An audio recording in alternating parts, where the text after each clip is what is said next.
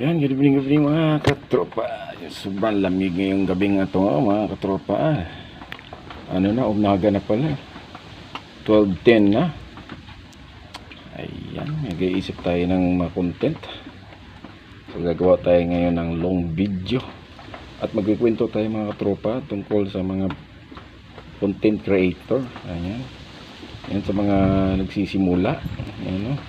Kasi kung kilala niyo itong si Tirada, mayroon kasi siyang sinerba bago siya magsimula sa kanyang live. Sabi niya, Bisaya kasi yun, pero yan, halo-haloin ko na lang yung akong mga yung akong isulti ba. So kung kay si may lagi sa ni Tirada sa may nag-comment ba, tanaw niya sa yung nag-comment sa niya, tanaw to niya yung nag-comment sa iya, sa yung followers is nasa 3K. Parang daw na kumbaga parang nagpanghinaan ng loob kay kanang naging urag wa pa uminto ba yung niya, yung pagbablog niya. Konting may nagbabash, parang gusto na muundang.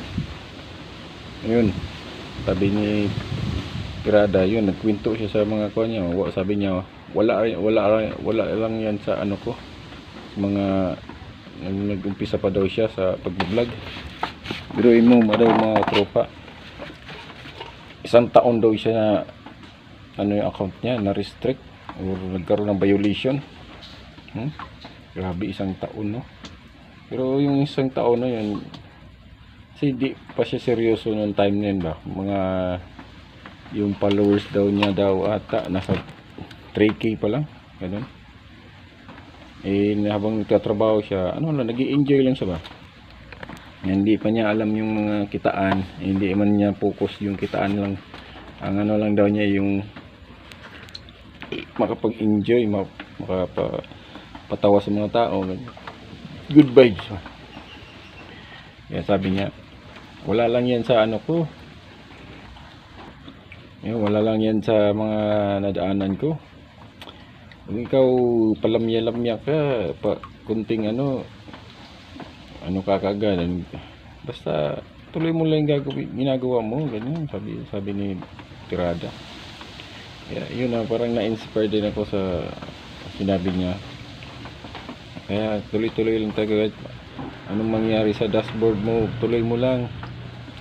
Kahit nga daw na restrict siya, nagkaroon siya ng violation ng 1 year, na monetize din naman siya. Nga lang, sobrang tagal. Kahit daw magka-violation, ma-monetize ka pa din. Totoo naman talaga yan. Basta ang gagawin lang natin dito mga katropa, tuloy-tuloy lang ginagawa natin, no? So yun lang masasabi ko mga tropa. God bless everyone.